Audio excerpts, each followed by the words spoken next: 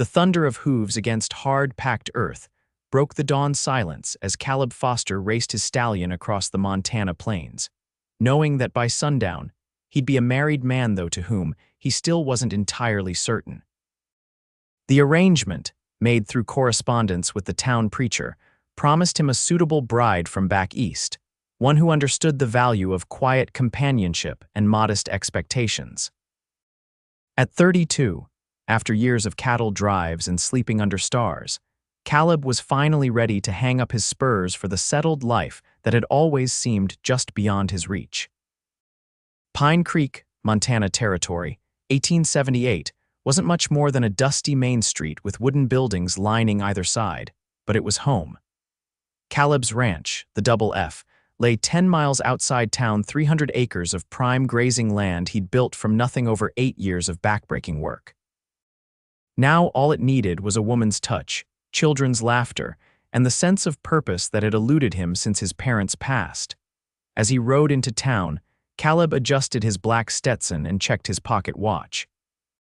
The stagecoach from Helena would arrive within the hour, bringing Miss Adelaide Bennett, a 26-year-old schoolteacher who, according to her letters, desired a respectable gentleman of means and modest temperament. Caleb had read those letters so many times the paper had grown soft at the folds. She seemed perfect, sensible, educated, and not expecting romance from a weathered cowboy who'd never been much good with poetic words. The Cattleman's Hotel stood 3 stories tall at the end of Main Street, its wide porch providing shade for the handful of men who always seemed to gather there. Caleb dismounted, tied his horse to the hitching post, and nodded at Sheriff Tom Wilson, who reclined in a chair with his hat tipped over his eyes. "Big day, Foster," the sheriff called, not bothering to move his hat. "Nervous?" "No more than facing down a stampede," Caleb replied, though the dampness of his palms suggested otherwise. "Marriage is considerably more dangerous," Wilson laughed. "Best of luck to you." Inside the hotel, Caleb approached the front desk where Merle Jenkins, the hotel's owner and self-appointed town gossip, was polishing glasses. "She ain't here yet," Merle said before Caleb could speak. "Stage is running late. Word is there's a creek flooding near Carson Pass." Caleb nodded, trying to mask his relief at the brief reprieve. "Figured I'd wait here anyway, clean up a bit." He'd ridden straight from the ranch, and trail dust clung to his clothes despite his best efforts. "Rooms ready upstairs for the lady," Merle said. "And Preacher Williams says the church is set for tomorrow at noon, assuming the bride approves." "She will," Caleb said with more confidence than he felt. "Everything's arranged." While waiting, Caleb visited the barbershop for a proper shave, changed into his best shirt, a crisp white cotton with pearl buttons that had cost him a month's profits, and returned to the hotel lobby just as commotion erupted outside. The stagecoach had arrived, but something was clearly amiss. Raised voices carried through the open door, one particularly sharp female voice cutting through the others like a knife through butter. "I don't care what your company policy states. Those trunks contain my entire life's possessions, and if you think for one moment I'm going to continue this journey without assurances they'll arrive intact, you are sorely mistaken." Caleb stepped onto the porch, his heart sinking. This couldn't be Miss Bennett. The woman standing before the stagecoach driver was tall, auburn-haired, and clearly furious. Her traveling suit of deep green complemented her figure perfectly, but it was her stance, hands on hips, chin raised in defiance, that caught his attention. "Madam," the driver was saying, his tone suggesting this wasn't their first exchange, "one of your trunks got damaged crossing the creek. We salvaged what we could, but salvaged," the woman's voice rose higher. "Those materials are irreplaceable. I have orders to fill, livelihoods depending on me." "Your incompetence has—" "Excuse me," Caleb intervened, stepping forward. "Is there a problem I might help with?" The woman turned, fixing him with piercing hazel eyes that seemed to evaluate and dismiss him in the same moment. "Unless you can produce a trunk of imported French silks and laces from thin air, I doubt it." This was definitely not Adelaide Bennett. Relief and disappointment mingled in Caleb's chest. "Caleb Foster." He introduced himself with a tip of his hat. "I was waiting for the stage, but for someone else. Miss Adelaide Bennett, the woman's expression shifted slightly. Adelaide isn't coming, she said, her voice losing some of its edge. I'm her cousin, Penelope Winters. Adelaide fell ill 2 days before departure and asked me to deliver the news personally, along with her deepest regrets. Caleb's world tilted sideways. She's not coming, he repeated. At all, typhoid, Penelope said, softening further at his evident shock. The doctor believes she'll recover, but she won't be traveling anywhere for months, if at all, this year. The stagecoach driver, sensing an opportunity to escape, began to back away.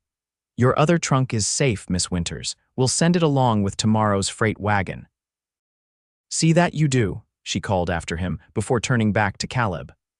I truly am sorry about Adelaide. She was devastated to break the arrangement. Caleb nodded, still processing. 6 months of correspondence, arrangements, and planning gone. The wedding clothes hanging in his bedroom, the newly built addition to his house with its small sitting room specifically designed for a lady's comfort, all for nothing. Well, he said finally, I appreciate you making the journey to tell me in person, Miss Winters. That was uncommonly kind. Penelope brushed dust from her sleeve. It seemed the decent thing to do. Besides, I had business interests that brought me west anyway. Adelaide's situation merely hastened my timeline. Business interests, Caleb couldn't help but ask. I'm a dressmaker, she explained. Or rather, I create custom wedding attire. Adelaide spoke so highly of Montana's beauty that I decided to establish a workshop here rather than Chicago as originally planned. She gestured to the hotel. I've arranged accommodations for the month while I secure a permanent location. Caleb felt the weight of curious stares from the hotel porch.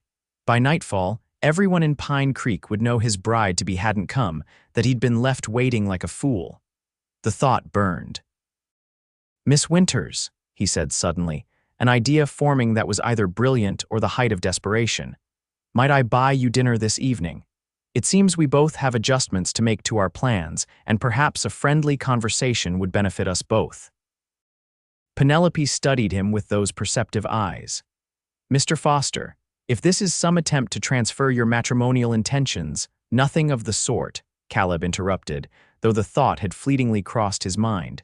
Just hospitality to a newcomer who's had a difficult journey. After a moment's consideration, she nodded. Very well, 7 o'clock. I'll return for you then, Caleb agreed, tipping his hat once more before walking to his horse, aware of the whispers already starting behind him. As he rode back to his ranch to face the empty house he'd prepared for a bride who would never arrive, Caleb couldn't shake the image of those fiery hazel eyes. Penelope Winters was nothing like the quiet, accommodating woman he'd expected to marry, and yet something about her directness, her unflinching confrontation of challenges, stirred his interest in a way Adelaide's polite letters never had. By the time he reached the Double F, Caleb had formulated a new plan. If Pine Creek needed a dressmaker, particularly one specializing in wedding attire, she would need a proper storefront. And as it happened, he owned an unused building on Main Street that might suit her purposes perfectly. It wasn't a marriage proposal, but it was a beginning and perhaps, he thought with a smile, a way to keep that fire in her voice burning in Pine Creek a little longer. Penelope Winters had never intended to stay in Pine Creek beyond delivering Adelaide's regrets and perhaps securing a small clientele before moving on to larger opportunities in Helena or Virginia City. Yet as she unpacked her surviving trunk in the modest hotel room, she found herself curious about the tall cowboy with the steady gaze and measured words. Caleb Foster was not what she'd expected from Adelaide's descriptions. Her cousin had painted him as a simple rancher seeking a practical arrangement, but Penelope had seen intelligence in those blue eyes and a certain wounded pride when he'd learned of Adelaide's absence. A man of deeper feelings than he let show, perhaps. At precisely 7 o'clock, a knock came at her door. Penelope had changed into a simpler blue dress, her auburn hair arranged in a neat chignon. When she opened the door, Caleb stood before her in a clean black suit, his sandy hair still damp from washing, hat in hand. Miss Winters, he greeted her with a nod. You look lovely. Thank you, Mr. Foster, she replied, taking the arm he offered. I hope the establishment you've chosen has something beyond beans and hardtack. I've had quite enough trail food for one lifetime. A smile tugged at his lips. Pine Creek might surprise you. Mrs. Rodriguez runs a restaurant that would hold its own in any city. The evening air was cooling as they walked down the wooden boardwalk. Penelope noticed the curious glances from townsfolk, the not-so-subtle whispers behind hands. Your jilted groom status seems to be common knowledge, she observed. Caleb's jaw tightened slightly. Small towns. News travels faster than telegraph wires. And now they're wondering who I am, Penelope continued. The mysterious woman who arrived on the very stage meant to bring your bride. Let them wonder, Caleb said, guiding her toward a whitewashed building with curtained windows. Delicious aromas wafted from inside, making Penelope realize how hungry she truly was. The restaurant was small but immaculate, with white cloths on the tables and actual china plates. Mrs.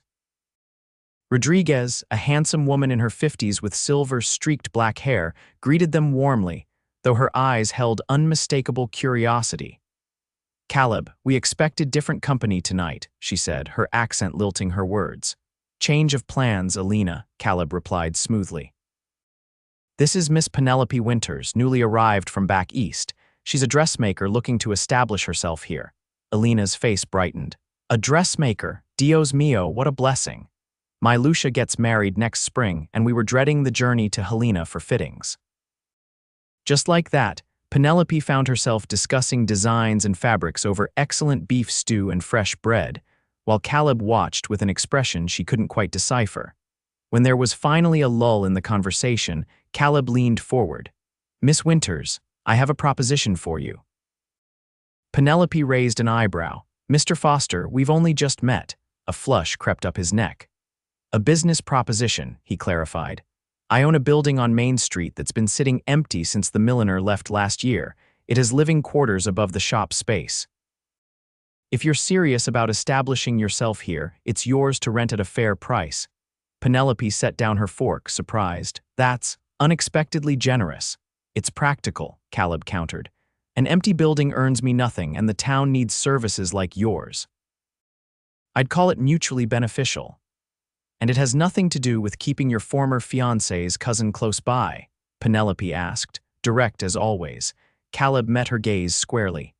Perhaps I'm curious to see what a woman with fire in her voice might bring to Pine Creek. We could use a little shaking up. Something in his honest admission appealed to her.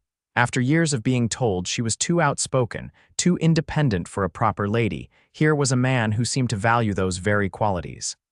I'd like to see this building before deciding, she said finally. First thing tomorrow, Caleb promised.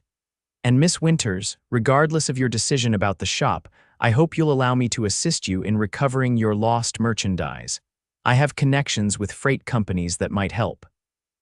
Penelope felt a warmth that had nothing to do with the excellent food. I would appreciate that very much, Mr. Foster. As they walked back to the hotel under a canopy of stars brighter than any she'd seen in Chicago, Penelope found herself reconsidering her plans. Perhaps Pine Creek deserved more than a passing visit. Perhaps there was opportunity here and not just for her business. Caleb paused at the hotel entrance. Until tomorrow, then, he said, his voice low. Until tomorrow, Penelope agreed, and for the first time since arriving in this dusty frontier town, she felt a flutter of anticipation for what the new day might bring. The morning revealed Pine Creek in a softer light. Sunlight gilded the simple wooden buildings, and the surrounding mountains stood majestic against a perfect blue sky. Penelope rose early, eager to inspect the potential shop despite her lingering doubt about staying in this remote town. Caleb arrived promptly at 8, looking more the rancher today in practical work clothes, though still meticulously clean. Sleep well, he asked as they walked down Main Street. Surprisingly so, Penelope admitted. Though someone needs to inform your local roosters that 5 o'clock is an uncivilized hour for announcements. Caleb's laugh was unexpected and rich. You'll either get used to it or invest in better window coverings. I haven't decided to stay yet, she reminded him. Of course, he agreed, stopping before a neat storefront with large display windows. Here we are. The building was better than Penelope had dared hope. The shop area was spacious and well lit, with built-in cabinets and a counter that would be perfect for displaying fabric samples. A back room offered private fitting space, and the staircase led to surprisingly comfortable living quarters, 2 bedrooms, a sitting area, and a small kitchen with an actual cast iron stove. The previous tenant left the larger furniture pieces, Caleb explained as she explored. Said it wasn't worth the cost of moving them. Penelope ran her hand along a solid oak work table, her mind already arranging spools of thread and pattern papers. It's perfect for a dressmaking establishment, she admitted. The rent is $20 monthly, including water access from the town well, Caleb said. If that seems reasonable. It was more than reasonable, it was a fraction of what she'd paid in Chicago for far less space. Penelope narrowed her eyes suspiciously. Are you offering charity, Mr. Foster? Good business, he corrected. The building has stood empty for 8 months. I'd rather have steady income from it than watch it deteriorate. Penelope walked to the window, looking out at the town slowly coming to life. She'd come west seeking opportunity after her Chicago employer had made it clear her outspoken nature was becoming a liability, despite her considerable talent. Pine Creek hadn't been her destination, merely a stop to fulfill family obligation. Yet standing here, she could envision her shop, her independence, a life built on her own terms. I'll take it, she decided.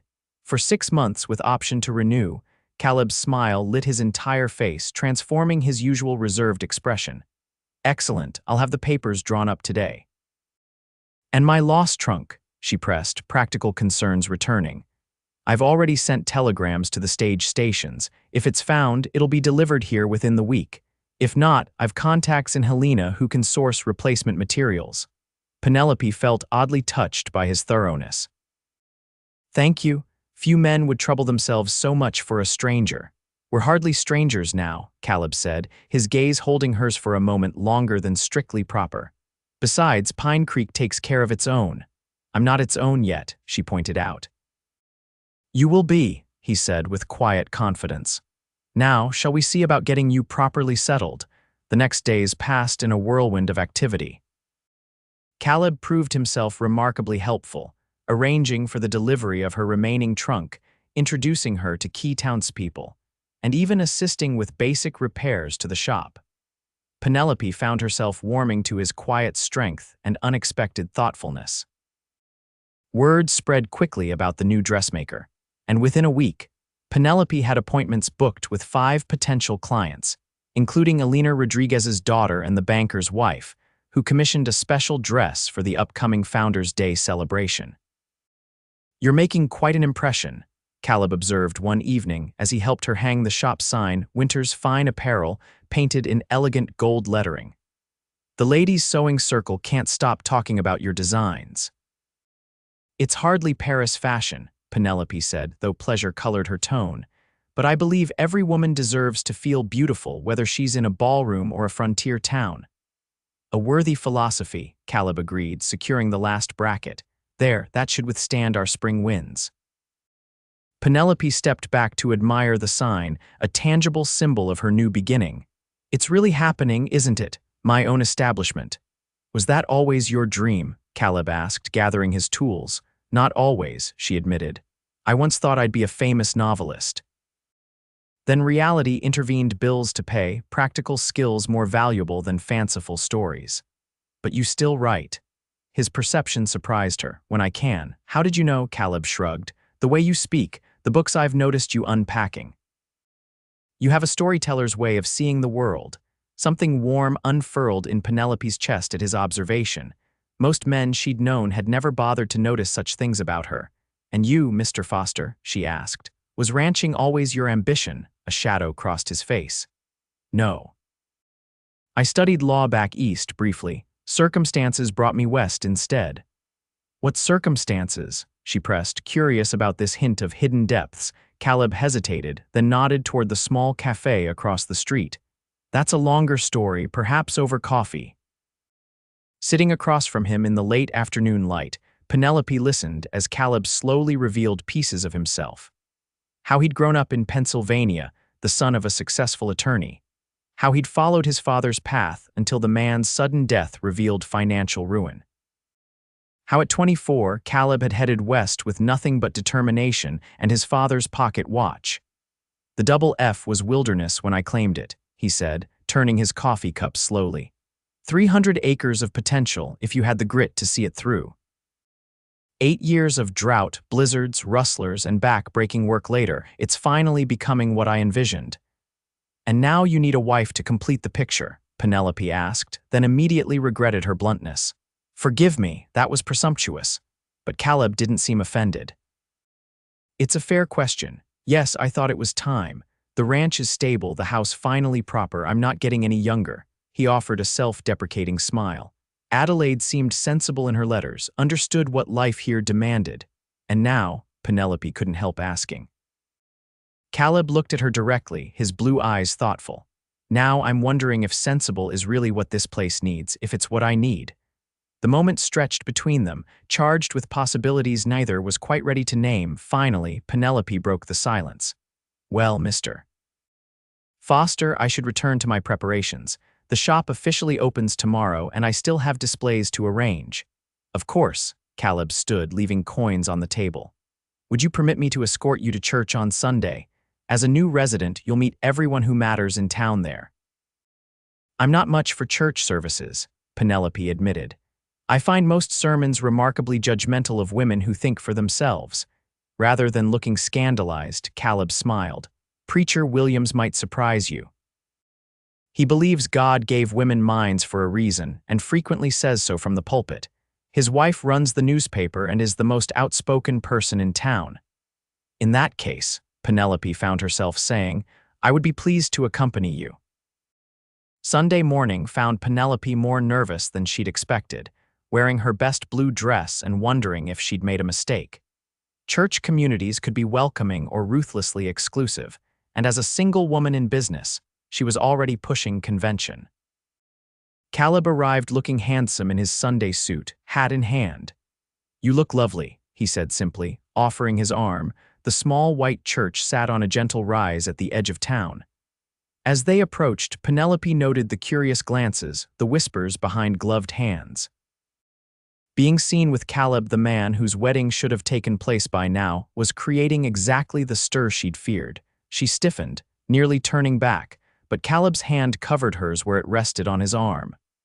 "People will talk regardless," he said quietly. "Best give them something worth discussing." His confidence steadied her, and Penelope lifted her chin as they entered the church. To her surprise, many of the women nodded warmly, and several approached to introduce themselves. "Miss Winters." "I've heard wonderful things about your designs," said a plump, cheerful woman in a practical brown dress. "I'm Martha Williams, the preacher's wife. We're so pleased you've decided to settle in Pine Creek." "Thank you," Penelope replied, genuinely touched by the welcome. "Though I haven't fully decided to stay permanently." Martha's knowing glance between her and Caleb spoke volumes. "Well, we certainly hope you'll find reason enough to remain. Pine Creek needs more women of substance." The service itself was indeed refreshing, with Preacher Williams delivering a thoughtful sermon on courage and new beginnings that seemed almost tailored to Penelope's situation.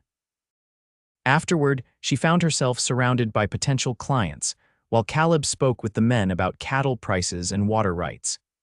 "Your Mr. Foster has been a different man this past week," Martha Williams commented as they enjoyed refreshments in the churchyard.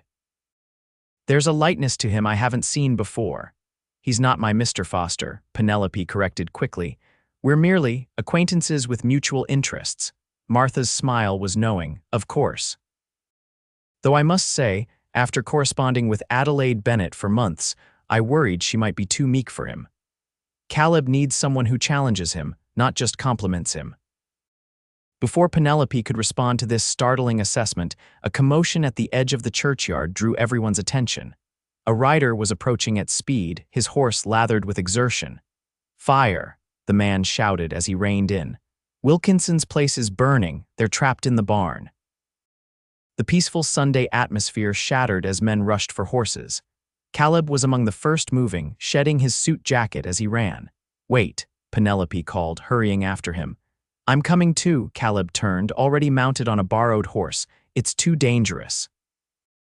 I was a volunteer nurse during the war, she countered. I can help with injuries.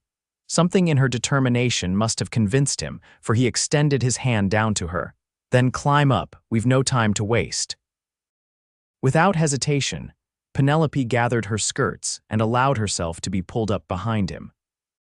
As they galloped toward the distant smoke, her arms tight around Caleb's waist, she wondered at how quickly life could change, how a woman who had arrived to deliver regrets now found herself racing toward danger alongside a man she barely knew, yet somehow trusted completely. The Wilkinson farm came into view, black smoke billowing from the barn where summer hay had been stored. Flames licked hungrily at the wooden structure, and the heat hit them like a physical force as they approached. Men were already forming a bucket brigade from the nearby creek, but it was clear the barn couldn't be saved. The family, Penelope shouted over the roar of the fire. Where are they? Pa and the boys are trapped in the back, a young woman cried, her face streaked with soot and tears. The roof beam fell, they can't get out. Without hesitation, Caleb dismounted and ran toward the burning structure, joining several other men who were trying to find a way in through the inferno. The side door, someone shouted. It might still be clear. Penelope watched in horror as Caleb and two other men wrapped wet bandanas around their faces and disappeared into the smoke. Minutes stretched like hours as she helped tend to minor burns among the bucket brigade, all while keeping desperate watch on the barn entrance. Finally, figures emerged from the smoke, first two young men supporting an older one, then Caleb and another rescuer carrying a third man between them. They staggered clear just as the barn roof collapsed in a shower of sparks and flames. Penelope rushed forward. The Wilkinson patriarch was badly burned, his son suffering from smoke inhalation but otherwise intact. She immediately began directing care, tearing strips from her petticoat for bandages, applying salve from a neighboring woman's emergency kit to the worst burns. Caleb, she called, noticing him sitting apart, coughing violently. She hurried to his side, alarmed by his labored breathing. Let me see you. I'm fine, he managed between coughs. See to the others. They're being tended, she insisted, examining him with practiced eyes. His hands were blistered, his face smudged with soot, and his breathing was concerning. You need cool compresses for these burns and clean air for your lungs. Without waiting for permission, she led him to the shade of a nearby tree, away from the lingering smoke. Using water from a canteen, she gently cleaned his burns, her touch professional but tender. You could have been killed, she said quietly, her earlier fear transmuting into anger, running into a burning building like some storybook hero. Would you have done any differently? Caleb asked, his voice rough from smoke. The question stopped her short. Of course she wouldn't have. If someone needed help, you provided it. That had always been her way. That's not the point, she muttered, wrapping his hand carefully. It's exactly the point, Caleb said, his blue eyes intense despite his exhaustion. You understand what drove me in there because you're cut from the same cloth, Penelope. It was the first time he'd used her given name, and the intimacy of it coupled with his words made her pause. He was right, there was a recognition between them, a shared instinct that went beyond conventional acquaintance. Well, she said finally, next time perhaps warn me before you charge into certain death. I'd like to be prepared. His smile was tired but genuine. Next time, he repeated, as if the notion of her being present for future crises was both expected and welcome. The ride back to town was subdued, with the Wilkinsons temporarily housed with neighbors and promises of a barn raising once the ground cooled. Caleb insisted on seeing Penelope safely to her door despite his exhaustion, an unexpected chivalry that touched her. Thank you, he said as they stood outside her shop. Your nursing skills were invaluable today. As was your bravery, she acknowledged. Then impulsively she added, though I'd prefer you not test it so dramatically in the future. Pine Creek needs you in one piece. Does it? He asked softly. Or do you? The question hung between them, too direct to dismiss, too important to answer lightly. Penelope felt herself at a crossroads. She could retreat behind propriety or acknowledge the connection growing between them. Perhaps both, she admitted finally. Good night, Caleb. As she closed the door, Penelope leaned against it, her heart racing with more than the day's excitement. She had come to Pine Creek to deliver sad news and perhaps establish a small business before moving on. She hadn't expected to find a community that welcomed her strength rather than criticized it.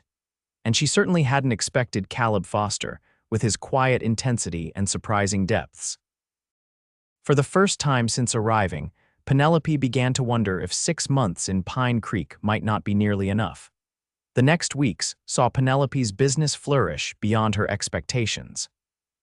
Word of her skill spread to neighboring settlements, bringing customers willing to travel considerable distances for her designs. Her lost trunk of specialty fabrics was miraculously recovered and delivered, allowing her to create even more elaborate pieces than she'd initially planned. Through it all, Caleb remained a steady presence, stopping by the shop to fix a loose shutter or deliver fresh eggs from his ranch. They developed a comfortable routine of shared meals and evening walks, their conversations ranging from literature to politics to childhood memories. Penelope found herself looking forward to his visits, missing him when ranch work kept him away for days at a time. "You've transformed this place," Caleb observed one evening as they sat in her shop after closing. Penelope was working on a wedding dress for Elena Rodriguez's daughter, the intricate beadwork requiring her full concentration. She glanced up, needle poised. The shop, it just needed a woman's touch. "Not just the shop," he said, his gaze traveling over the now thriving business with its organized displays and comfortable customer seating. "The town. People are different since you arrived," Penelope laughed. "I highly doubt one dressmaker has revolutionized an entire community." "You underestimate yourself," Caleb insisted. "The Ladies' Literary Society you started has half the women in town discussing ideas they'd never considered before. Martha Williams told me your suggestion about establishing a proper school building has the town council actually considering a tax measure." "Well," Penelope conceded, returning to her beadwork, "this place had potential. It just needed someone to point it out." "Like a certain ranch owner who needed similar illumination," Caleb suggested, his tone light but his eyes serious. Penelope's hands stilled. Over the past month, their relationship had developed into something deeper than friendship, though neither had put a name to it. There had been moments a lingering touch, a gaze held too long, a conversation that edged toward declaration before retreating to safer ground. Always, Penelope had been the one to step back, uncertain if she was ready to risk her newly established independence. "Caleb," she began cautiously. The shop door burst open, interrupting whatever she might have said. Sheriff Wilson stood there, his expression grim. "Foster," he said without preamble, "Barrett's gang hit the Henderson place, took their entire herd and burned the house. Henderson's hurt bad." Caleb was on his feet instantly. "Casualties. Just injuries, thank God, but they're heading north with 40 head of prime beef, and I'm forming a posse to go after them." Penelope felt cold dread settle in her stomach. The Barrett gang was notorious in the territory, ruthless cattle rustlers who'd killed before and would again. "When do we ride?" Caleb asked, already reaching for his hat. "First light," Wilson replied. "Gathering at my office, bring ammunition and provisions for 3 days." After the sheriff left, silence fell heavy between them. Penelope resumed her sewing with mechanical precision, each stitch an exercise in containing her fear. "I have to go," Caleb said quietly. "I know, these are my neighbors, my friends. I understand." And she did it was the same impulse that had driven him into a burning barn, the same quality she admired even as it terrified her. Caleb crossed to her, gently taking the needlework from her hands and setting it aside. "Penelope, there's something I need to say before I leave." She looked up at him, at the face that had become so dear to her in such a short time. "Caleb, don't, not now, not like this, especially now," he insisted. "I've lost too much in my life by waiting for the perfect moment." He took her hands in his. "I know you came here with different plans. I know 6 months may not be enough time to decide your future, but I need you to know that I love you, Penelope Winters. Your fire, your determination, your compassion, everything about you makes me a better man than I was before you arrived." Tears pricked at Penelope's eyes. "This is unfair." You can't declare yourself and then ride off into danger. A smile tugged at his lips. I thought you appreciated directness. Not when it might be a goodbye, she whispered. Caleb's expression softened. Then don't think of it as goodbye. Think of it as a promise to return to continue this conversation properly. He hesitated, then added, unless your answer is already no. Penelope stood, her heart racing. My answer isn't no, Caleb, but I need you alive to hear what it is. Relief and joy transformed his face. With gentle reverence, he cupped her cheek, his thumb brushing away a tear she hadn't realized had fallen. Then I have every reason to come back safely. The kiss that followed was tender yet charged with unspoken emotion, a promise, a declaration, a beginning. When they finally parted, Penelope found her characteristic boldness again. 3 days, Caleb Foster. If you're not back by then, I'll come looking for you myself. His laugh was warm against her lips. Now that's a threat that might make even Barrett's gang surrender. The 3 days that followed were the longest of Penelope's life. She kept busy with work, completing Lucia's wedding dress and starting on Martha Williams' new Sunday outfit, but her thoughts constantly strayed to Caleb and the dangers he faced. On the evening of the 3rd day, with still no word from the posse, Penelope closed her shop early and climbed to the roof of the building, where she could see far down the trail leading into town. The sunset painted the distant mountains in shades of gold and crimson, beautiful and indifferent to human concerns. Please, she whispered to the vast sky, a prayer from a woman unaccustomed to asking for divine intervention. Please bring him back. As darkness fell, Penelope reluctantly descended, prepared for another sleepless night. She was heating water for tea when a commotion in the street drew her to the window. Riders were coming in, tired men on exhausted horses, moving slowly through the gathering dusk. Penelope was down the stairs and out the door before conscious thought, scanning the group for Caleb's familiar figure. Terror gripped her when she didn't immediately see him, followed by crushing relief when he finally appeared at the rear of the group, leading a horse with a wounded man draped over its saddle. She pushed through the gathering crowd, propriety forgotten. Caleb. He looked up at her voice, his face dirty and stubbled, a makeshift bandage wrapped around his left arm, but wonderfully, blessedly alive. Handing the wounded man's reins to another rider, he dismounted and strode toward her. In full view of half the town, Penelope threw herself into his arms, heedless of dirt or blood or whispers. You're hurt, she said, pulling back to examine the bandage. It's nothing, he assured her. Just a graze. Sheriff Wilson approached, his own face showing the strain of the pursuit. We got the cattle back and most of Barrett's men. Barrett himself escaped, but we'll get him eventually. Any casualties on our side? Penelope asked, her arm still firmly around Caleb's waist, unwilling to let go. None, thanks largely to Foster here, Wilson said with grudging admiration. His strategy kept us from riding into an ambush that would have ended badly. Caleb shook his head. It was a group effort. Always modest, the sheriff said with a tired smile. Get that arm looked at properly, Foster. I need statements, but they can wait till morning. As the crowd dispersed, Caleb looked down at Penelope, his expression softening from weariness to tenderness. I believe we had a conversation to finish. Not until that wound is cleaned and dressed, she insisted, leading him toward her shop. I won't have you bleeding on my good furniture. Once inside, Penelope efficiently gathered supplies and began treating his arm, her movements gentle despite her brisk tone. The bullet had indeed only grazed him, but the wound was dirty and at risk of infection.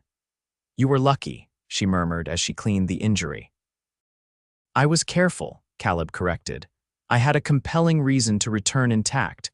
Penelope's hands stilled momentarily before continuing their work. Yes, well, I appreciate that consideration. When she finished bandaging his arm, Caleb caught her hands before she could move away. Penelope.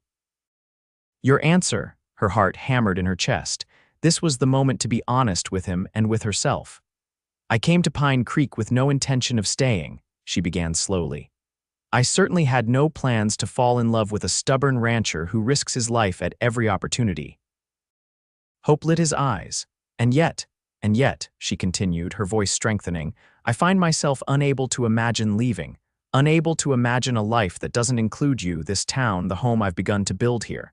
She met his gaze directly. Yes, Caleb, my answer is yes, I love you too. The joy that transformed his face was worth every moment of fear, every uncertainty she'd battled. Caleb pulled her close with his good arm, his kiss deeper and more passionate than their first, a seal on promises they both intended to keep. I should warn you, Penelope said when they finally broke apart. I'm not the quiet, accommodating bride you originally sought. I have opinions, ambitions, and every intention of maintaining my business. Thank God for that, Caleb replied fervently. The quiet marriage I thought I wanted pales in comparison to the life we could build together. His expression grew serious. I don't want to change you, Penelope. Your fire is what I love most. And your steadiness is what I treasure, she admitted. We balance each other, I think. Caleb nodded, his thumb tracing the curve of her cheek. Partners, then, equal in all things. Partners, Penelope agreed, sealing the bargain with another kiss. Later that night, as they sat together planning a future neither had anticipated when the stagecoach arrived a month earlier, Penelope marveled at life's unexpected turns. She had come to Pine Creek to deliver disappointing news, intending only a brief stay before continuing her independent journey. Instead, she had found a community that valued her strength, a business that allowed her to thrive, and a man who loved her not despite her fire but because of it. Sometimes, she reflected as Caleb's arm tightened around her shoulders, the detours in life's journey led to destinations far better than the ones originally planned. The news of their engagement spread through Pine Creek with predictable speed. By noon the following day, Penelope had received no fewer than 12 visitors, each bearing congratulations thinly disguised as curiosity. They're wondering if I've trapped you into marriage somehow, she told Caleb that evening as they walked along the creek that gave the town its name. Martha Williams asked with great delicacy if there might be a pressing reason for our hasty arrangement.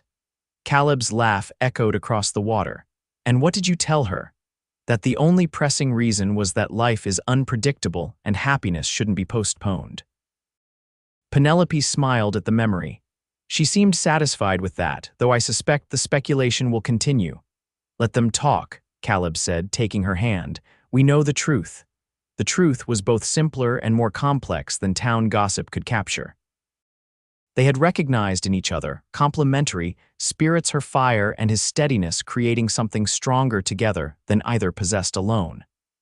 Their courtship had been unconventional and brief, but neither doubted the rightness of their decision. Planning the wedding became Penelope's new project, approached with the same determination she brought to every endeavor. Not a grand affair, she insisted, but something meaningful that reflects who we are. Caleb agreed with one stipulation. I want to show you the ranch first. If it's to be your home, you should know what you're committing to. And so, on a golden autumn morning, Caleb brought his wagon to town and helped Penelope into the seat beside him. The 10-mile journey to the Double F passed quickly, as Caleb pointed out landmarks and shared stories of his early struggles establishing the ranch. As they crested the final rise, the Double F spread before them a tidy collection of buildings nestled in a valley, with fenced pastures stretching toward distant mountains. Cattle grazed peacefully on late-season grass, and a creek wound through the property, lined with cottonwoods turning golden in the fall light. It's beautiful, Penelope said softly. I hadn't expected it to be so expansive. Caleb's expression held pride mixed with something like uncertainty. It's not a city. There are no neighbors within easy visiting distance, no shops or gatherings except what we create ourselves. Penelope understood his concern that she, accustomed to town life, might find the isolation daunting. I won't pretend I won't miss certain conveniences, she said honestly, but we'll be in town regularly for my business and this. She gestured to the peaceful valley. This has its own appeal.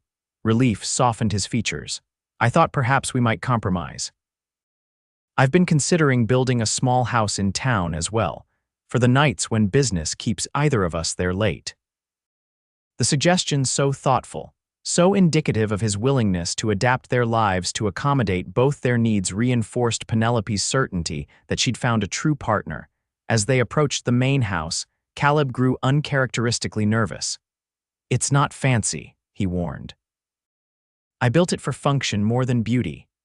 The two-story structure was solidly constructed of squared logs, with a wide porch wrapping around three sides. Flowers still bloomed in window boxes and smoke curled from the stone chimney, suggesting someone was inside. "You have staff?" Penelope asked, surprised. "Just Mrs. Byen, who comes out 3 days a week to clean and cook, and 2 hands who live in the bunkhouse, Miguel and Thomas. They handle the cattle when I'm away." Inside, the house revealed Caleb's practical nature. The furnishings were solid and well-made, if plain, with a few quality pieces suggesting careful selection rather than haphazard accumulation. What surprised Penelope most was the library, a small room lined with bookshelves filled with volumes ranging from law texts to poetry collections. "You didn't mention you were a reader," she said, running her fingers along leather spines. "Some habits remain from my former life," Caleb admitted. "Books have been good companions on winter evenings." "As have I hope," came a woman's voice from the doorway. Mrs. Byen was a sturdy woman in her 60s, with sharp eyes that missed nothing as she assessed Penelope. "So you're the young lady who's captured our Caleb. Martha Williams has been singing your praises." "Mrs. Byen," Caleb introduced.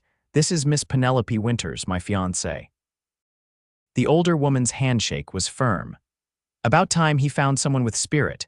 This place needs children's laughter and a woman who won't wilt at the first hardship." "I'm not known for wilting," Penelope assured her, liking the straightforward housekeeper immediately. Mrs. Byen nodded approvingly. "Good. I've prepared lunch and I expect you'll be wanting to see the rest of the property after. I'll be in the kitchen if you need anything." After she left, Penelope turned to Caleb with raised eyebrows. "She's formidable."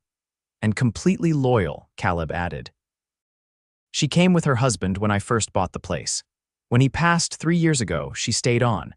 Knows more about ranching than most men in the territory." The tour continued after a delicious lunch of cold chicken and fresh bread. Caleb showed Penelope the barns, the corrals, the bunkhouse, and finally, the special addition he'd built in anticipation of Adelaide's arrival, a bright sitting room with windows facing the mountains and space for a lady's desk and sewing table. "I thought it might be converted to a nursery eventually," he said, a hint of color touching his cheeks. "But it could serve as your design studio when you're not in town." The thoughtfulness of the gesture moved Penelope deeply.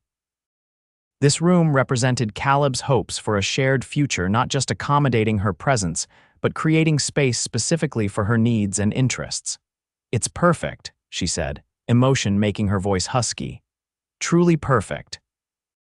As the sun began its descent, they sat on the porch swing, surveying the property that would soon be their shared home.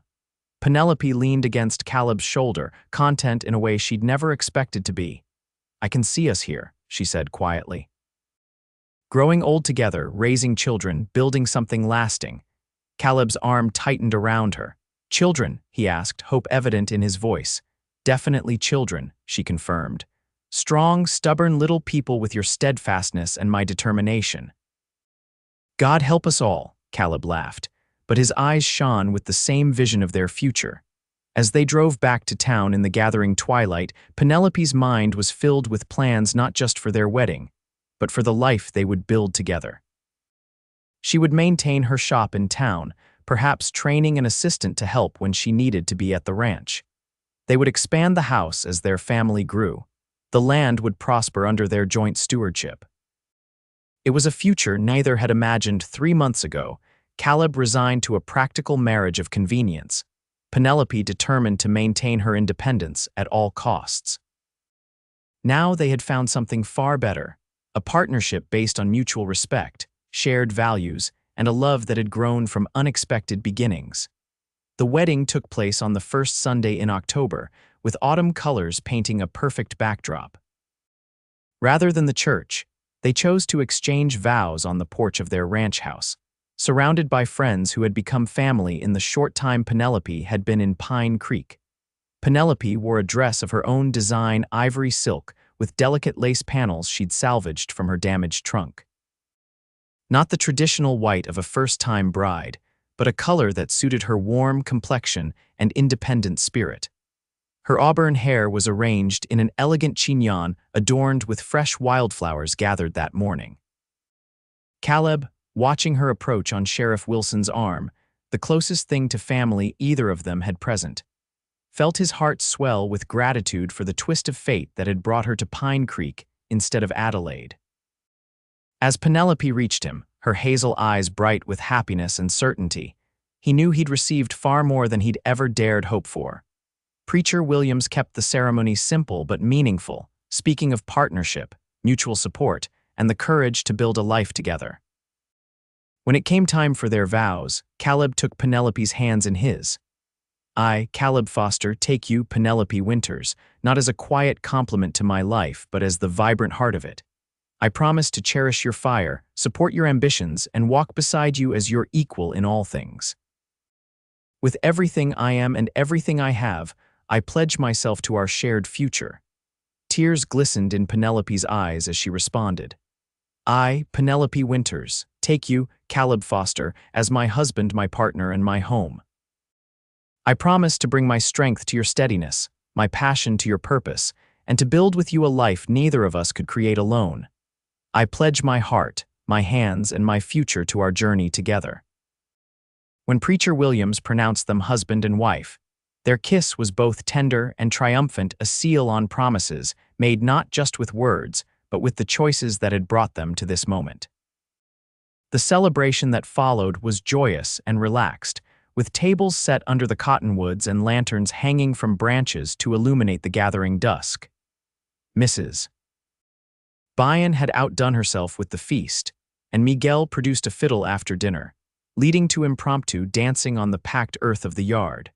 As Caleb led Penelope in a waltz beneath the stars, he marveled at how differently everything had turned out from his careful plans. If Adelaide hadn't fallen ill, he mused, I'd never have known what I was missing. Perhaps fate is wiser than we are, Penelope suggested, her head resting against his shoulder. Or perhaps we make our own fate by recognizing opportunity when it presents itself. Like a woman walking into town with fire in her voice, or a man brave enough to appreciate that fire rather than try to extinguish it. Later, when the guests had departed and they were finally alone, Caleb and Penelope stood on the porch of their home, arms around each other as they gazed at the star-filled sky. Welcome home, Mrs. Foster, Caleb said softly. Penelope turned in his embrace, her eyes reflecting the starlight. I believe I prefer Mrs. Foster Winters, she replied with a teasing smile. For business purposes, you understand, Caleb laughed, the sound carrying across the peaceful valley. Of course, I wouldn't have it any other way. And as he led his bride inside to begin their life together, Caleb Foster knew with absolute certainty that the quiet marriage he'd once thought he wanted would have been a pale shadow of the vibrant reality he'd found with Penelope. She had walked into his life with fire in her voice and stayed to light his heart, and that fire, he vowed, would never be allowed to dim. 5 years passed, transforming both the Double F Ranch and Pine Creek itself. The town had grown, with new businesses and families drawn by its reputation as a progressive community where women's voices were valued. Much of that growth could be traced directly to Penelope Foster Winters, whose influence extended far beyond her thriving dressmaking establishment. The small school she'd championed now stood at the edge of town, with a proper teacher and desks for 20 students. The Ladies' Literary Society had expanded into a cultural committee that brought traveling lecturers and musicians to Pine Creek. And Winters' fine apparel had gained such renown that Penelope now employed 3 assistants and shipped special orders as far as Denver and San Francisco. The Double F had prospered as well, nearly doubling in size when Caleb purchased adjacent land from a neighbor returning east. The main house had expanded to accommodate their growing family twin boys, Charles and Patrick, now 4 years old, and 2-year-old Elizabeth, all with their mother's auburn hair and their father's steady blue eyes. Penelope divided her time between the ranch and town, maintaining her independence while embracing her role as wife and mother. The balance wasn't always easy, but Caleb's unwavering support made it possible. He had indeed built the small house in town he'd promised, providing a comfortable place for the family to stay when business kept them late. On this particular autumn morning, reminiscent of their wedding day 5 years earlier, Penelope stood on the porch watching Caleb teach the twins to rope a practice dummy. Elizabeth perched on her hip, pointing excitedly at her brother's efforts. "Papa good." The little girl exclaimed as Caleb demonstrated a perfect throw. "Yes, he is," Penelope agreed, her heart full as she observed the scene. Their life wasn't perfect. There had been droughts and difficult winters, minor disagreements and major challenges, including a terrifying incident 2 years earlier when Barrett's gang had briefly returned to the area. But through it all, their partnership had remained strong, each difficulty faced together. That evening, after the children were asleep, Caleb and Penelope sat on the porch swing as had become their custom, watching the stars emerge. A comfortable silence stretched between them, the kind possible only between people who knew each other deeply. "I received a letter today," Penelope said finally. "From Adelaide." Caleb raised an eyebrow. "How is your cousin?" "Well, she married a banker in Philadelphia last year." She apologized again for the unfortunate circumstances that prevented her from fulfilling her agreement with you. A smile tugged at Caleb's lips. "The most fortunate unfortunate circumstances of my life." Penelope laughed softly. "Mine as well." She hesitated, then added, "She asked if we regretted our hasty decision, if building a life on such a brief acquaintance had proved stable." "And what did you tell her?" "That some decisions, though quick, are made with the soul rather than the calendar." "That I knew within days what I might not have recognized after years of conventional courtship." Penelope turned to face him fully. "That I have never, for a single moment, regretted walking into Pine Creek with fire in my voice and finding a man brave enough to welcome that fire into his life." Caleb pulled her close, his kiss as tender as their first, yet deepened by years of shared joy and challenge. "And I will never regret abandoning my plans for a quiet marriage in favor of this gloriously unquiet life we've built together." As they sat wrapped in each other's arms beneath the vast Montana sky, Penelope reflected on the journey that had brought them here. From a failed arrangement and a chance meeting to a partnership that had transformed not just their lives but an entire community. It hadn't been the path either had envisioned, but it had led them exactly where they were meant to be. The fire that had sparked between them that first day continued to burn steadily, warming their home and lighting their way forward. And in that light, they would continue to build their future together, equal and wholly, perfectly matched.